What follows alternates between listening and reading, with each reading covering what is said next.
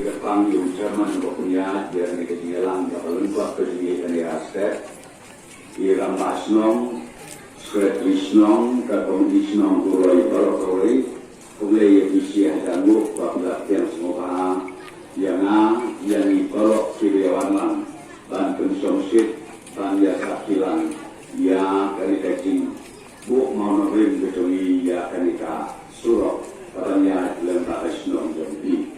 Malaysia Adamu, ia dalam ini kira-kira rampak barok, nampak dan bulpin, nama itu disakui betul program Ramadan. Dengan seluruh sibuk bayi rampak senang, kumila orang kumba ars dan kami leput pengaran kli yang mau saksi dan mau ubah paten lah paten kalau ka history dan senang tak tahu jadi ya kini lain kira rampak kebongkar isu bagi bat kila babam kuai untuk mas keluar jemulai kita dari bak syuting iba potam bat iba kolong obat bunga bat bak kolong ini kita di ramba lain di bawah ni kawan sensionong nengkong haknen haknai pasan dosa haknen kesenong berjumpa tapi dia ruk nanti nawajar dia kawajar dia bat kawar jemiru dia jamba Nasnu Traisnong, Nasnu Kenat, dan yuk pijat hari Kesnong berjumpi, atau kita di nongsen ya hari Kesnong Ruk, ya hari Kesnong Jompi, kita di Tuhan Jompi,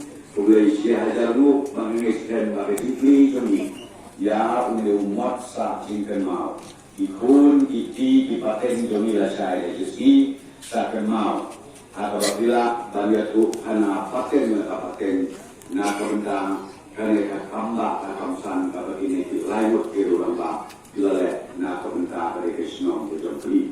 Agar tak kapor mengisahkan lah bandon dan hari lain lese dia kisah sok mulu malah daun daka lese dia seladi dan ini makan pakai dan mereka kendai pasan besar lalu pakha hari nak kendai pasan rupusan dia untuk gaji dinai pak dan tiga kalau akan dikasih nombor kita.